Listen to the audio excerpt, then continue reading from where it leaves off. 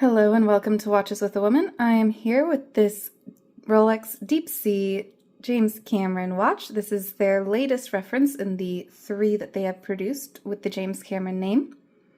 It has the beautiful gradient dial of deep blue to black to pay homage to the Mariana Trench, Earth's deepest point, and James Cameron's solo mission going down in the Deep Sea Challenger submersible that he actually helped design and had to compress 3 inches to reach the depths to which James Cameron plunged.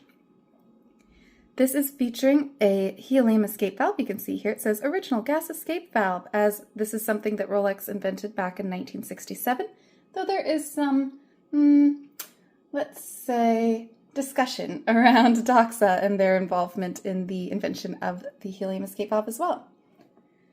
It has this ring lock system, which is an incredibly hard nitrogen alloyed steel that is there to support the thick sapphire crystal, which is domed and scratch resistant and 5.5 millimeters thick.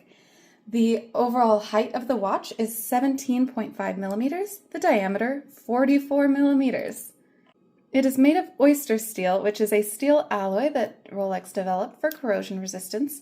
And one of my favorite features on this watch is this glide lock system. So within this clasp, which has this beautiful little Rolex engraving, and the oyster lock system providing this extra lock to prevent it from coming off during dives.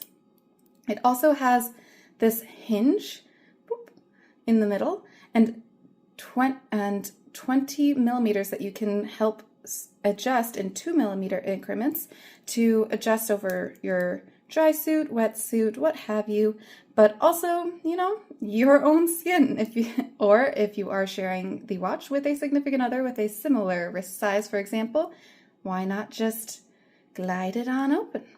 So I have it on the set to the tightest, as I am borrowing this from somebody. So while it's slightly loose, I actually really enjoyed wearing it. My wrist is only 6 inches, but because of the short lugs and the way it curves, I really enjoy the way that this fits.